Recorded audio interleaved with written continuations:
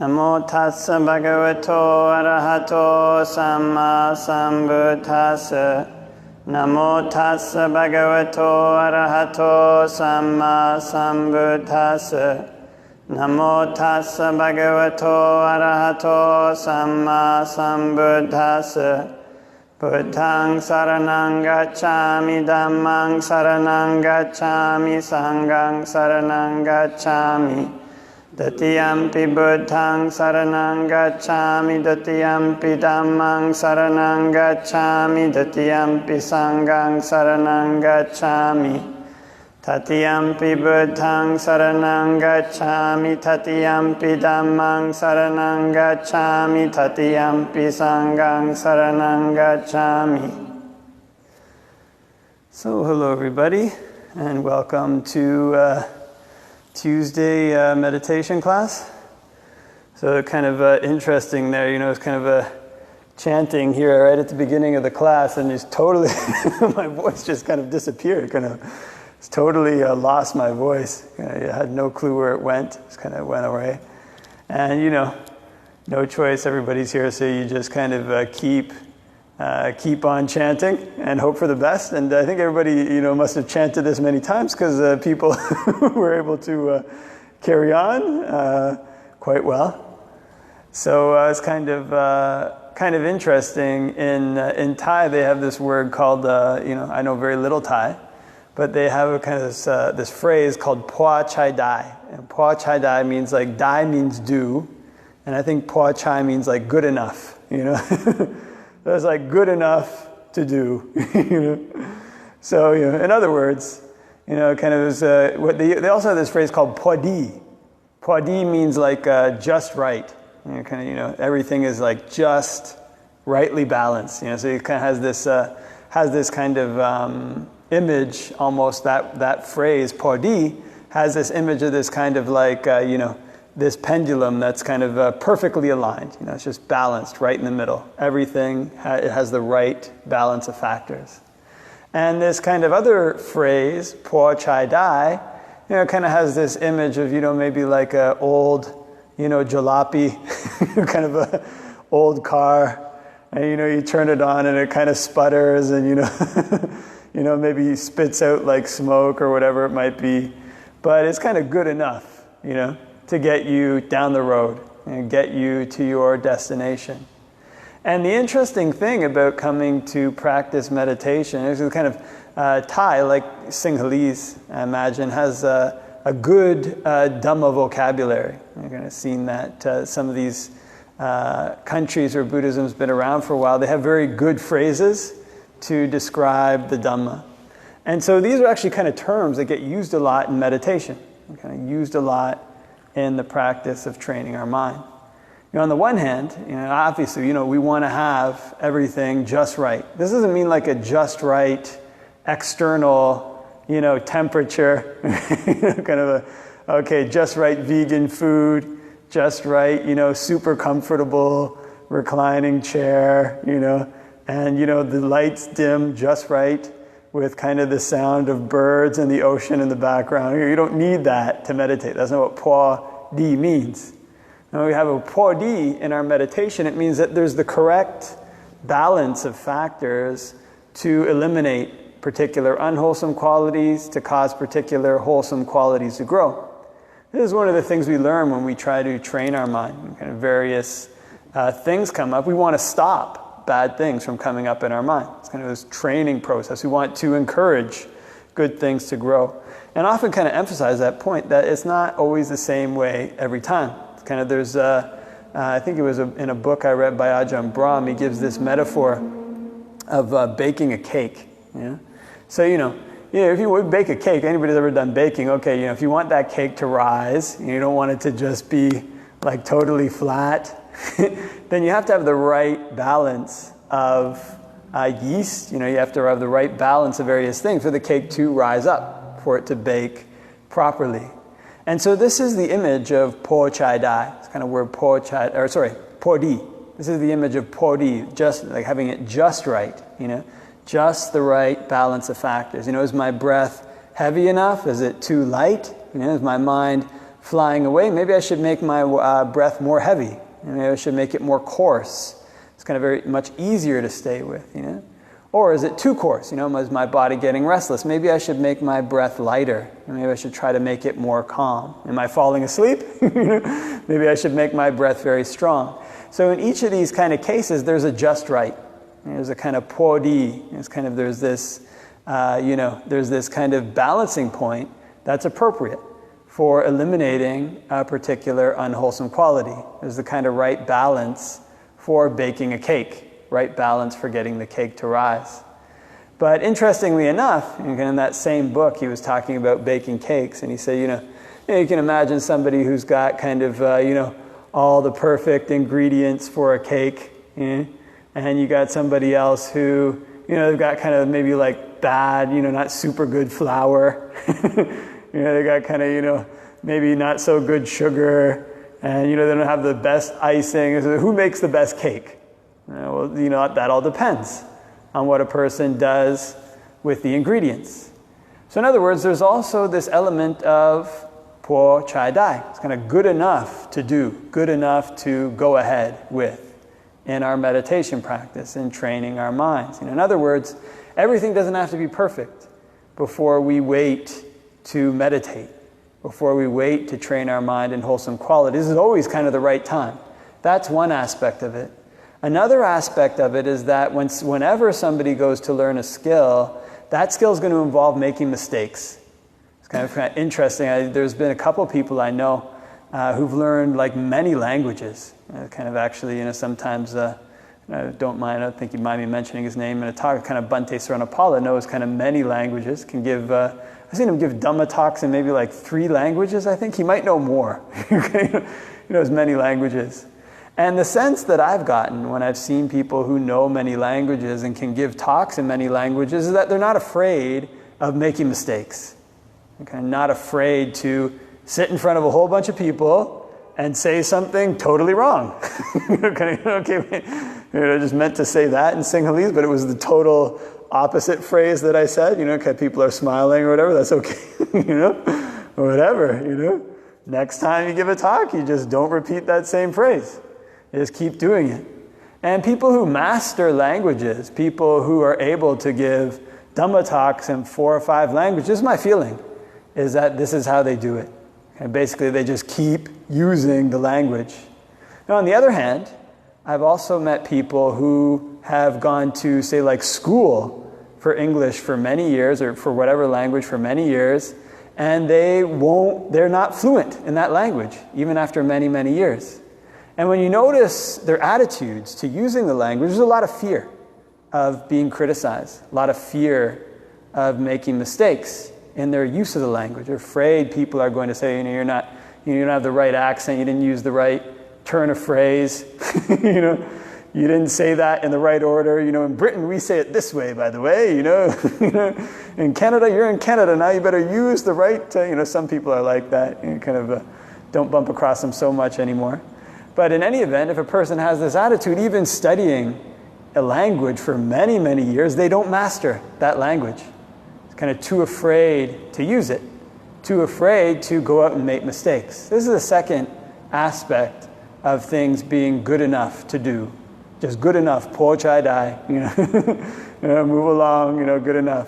The third aspect is that we ourselves, are not always going to get everything perfect. It's kind of this, I remember one time it's kind of stuck with me. I was at a monastery in California and really wanted to give a gift before I went away. So my mother actually came to visit me there, and she got a whole bunch of paint. And the senior monk there let me paint one of the buildings. The paint wasn't, it's very sunny there, so paint fades fast. And I kind of, painting is, I don't know almost any trades, but, anybody can do painting pretty much. So I went ahead and did that. And, I wanted it to be like totally perfect. This is, for the Dhamma, this is, a Dhamma hall, this is where the monks are staying, and I want to make merit, so I want this to be as good as I can make it. I want it to be, as best as I can do. So I was kind of very attentive, even down to these little cracks, even though the boards were like sometimes warped. And I was happy that I did that, by the way. This was kind of for the Dhamma. But there was somebody there who was a professional contractor. And he came and helped me out for a little bit. And he was like, in contracting we have this rule. It's called the 80-20 rule. In other words, 80% of what you're trying to do gets done with 20% of the effort. And the remaining 20% gets done with 80% of the effort. You might not really need the remaining 20%. It might not be necessary, right?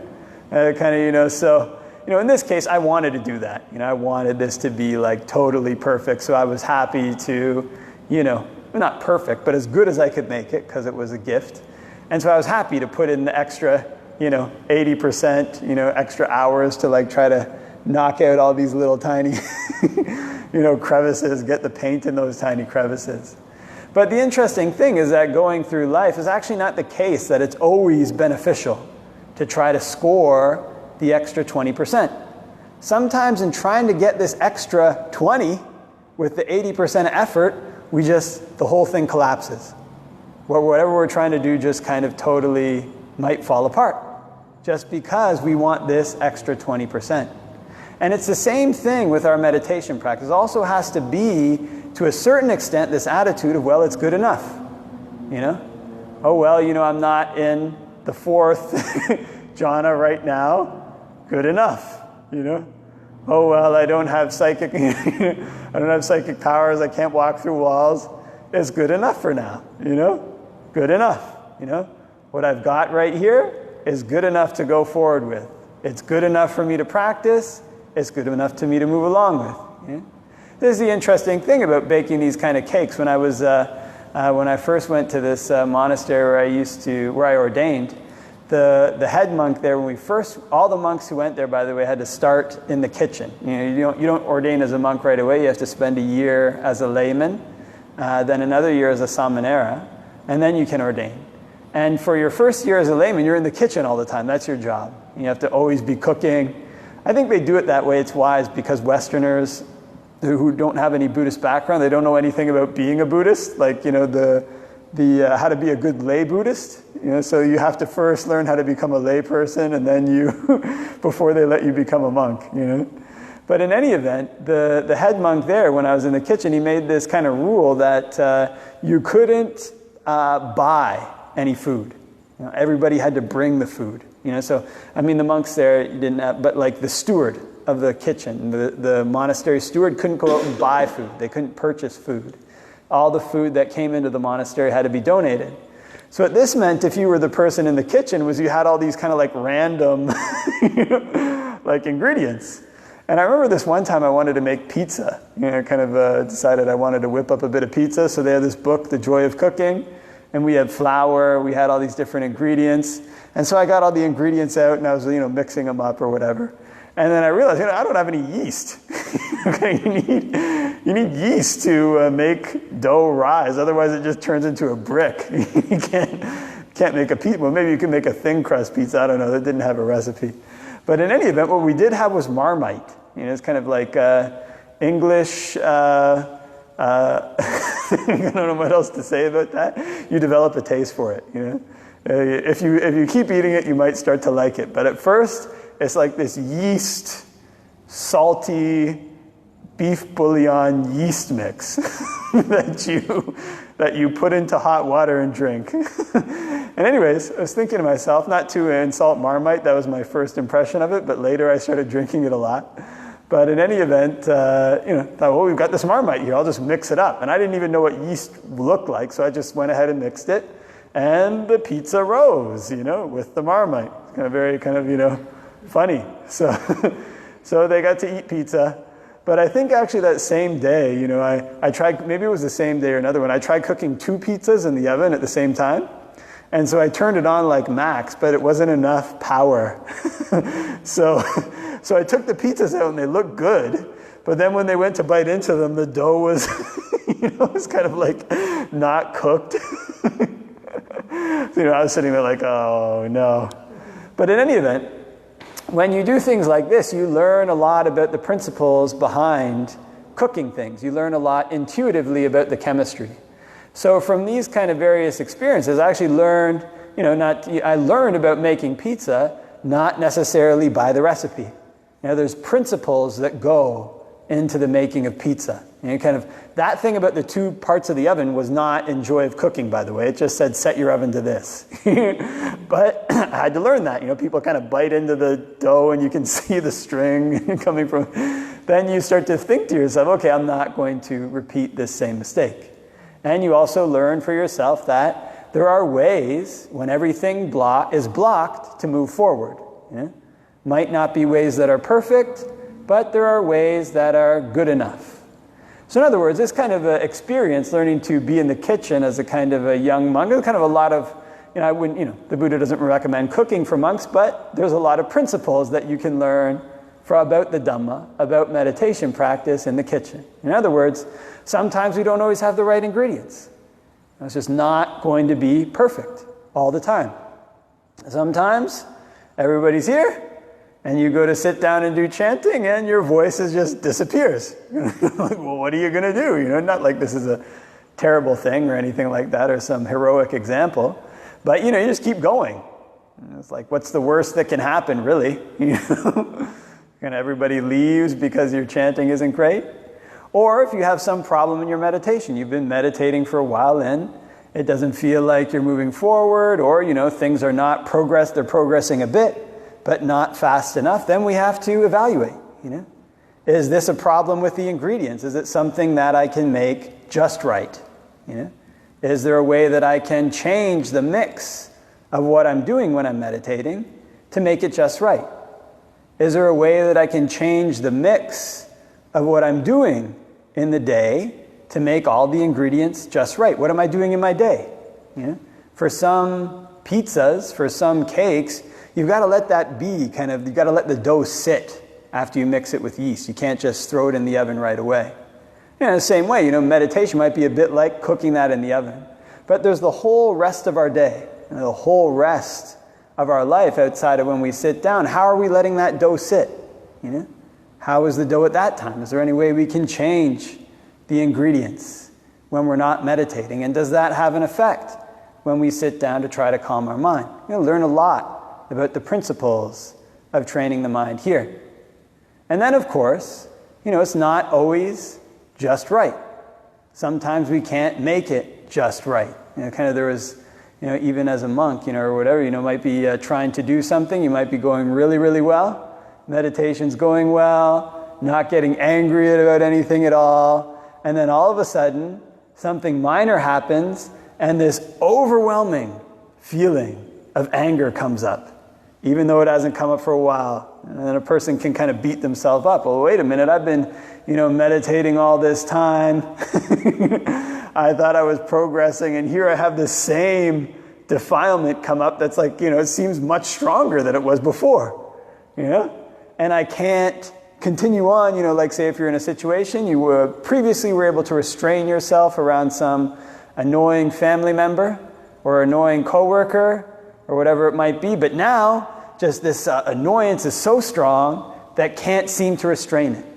Well, in that case, we have to basically just go with what's good enough. Sometimes might have to extricate ourselves from that situation. Sometimes might have to go take a break, make an excuse, get out of the way, whatever it might be, and just work with whatever ingredients we have. Work with whatever is good enough.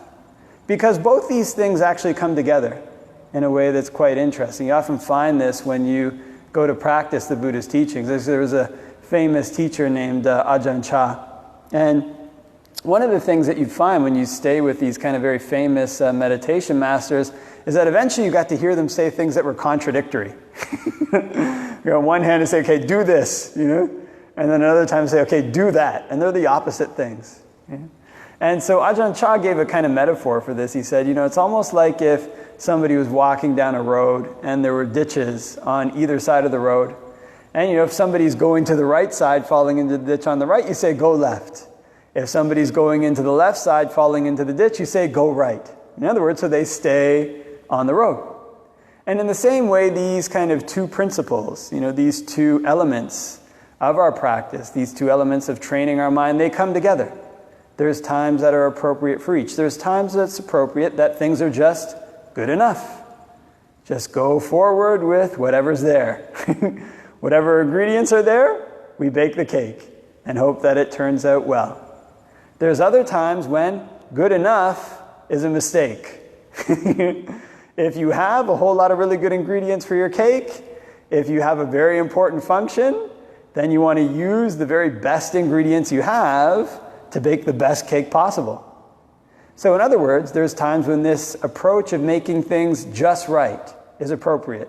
If we're giving a gift for a monastery, we want to paint a building for the monastery, maybe that's a time to put in the extra 80% to get the 20% finished. An extra time to do something good for the monastery. But in all these things, what we look at as our litmus test is what's the reaction like in our mind? Are we growing in wholesome qualities? Are we decreasing in unwholesome qualities? This is the same way, somebody kind of going down a road, seeing the two ditches at the side, they learn to evaluate based on whether or not they're in the center of the road.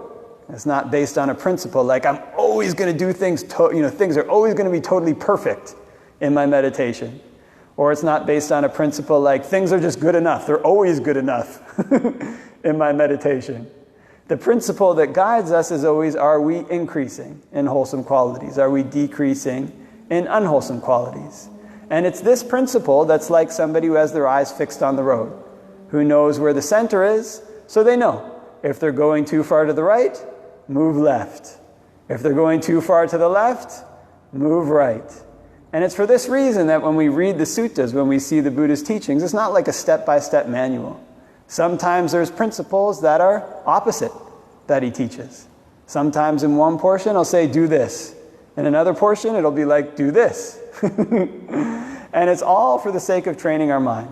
It's all for the sake of moving towards the center of the road. So with this in mind, whenever one practices meditation, it's good to keep these two, I guess you call kind of Dhamma phrases in mind to a certain extent, that sometimes in our practice, sometimes in our internal life, in our internal training of the mind, things are good enough. Sometimes externally, when we're trying to do things externally, things are good enough. 80% of what we're trying to do is accomplished with 20% of the effort. And the extra 20% of what we're trying to do might not be important, both internally and externally. There's other times when we want things to be just right, when we have to look at the balance of factors that are there and try to manipulate them so that things come together, almost like making a fire. If you want to make a fire, it can't just be like, well, it's good enough, I got some smoke. You're trying to actually get a fire. If you get the fire and you produce heat, it's good enough. So for that, you need dry wood, you need heat, and you need a shelter for that fire to stay protected from the wind. When you have these elements in the right balance, then you get a flame. There's times in our life, times in our meditation practice, when things need to be just right, just perfect. And so in this way, keeping these two principles in mind, one can learn to avoid the right side of the ditch. One can help himself to learn to avoid the left side of the ditch. And one can stay a bit more on the center of the road. Because the center of the road in this case is just this, is growing in wholesome qualities, decreasing in unwholesome qualities, and training one's mind for dispassion, training one's mind to move forward on the Buddha's path to the end of suffering.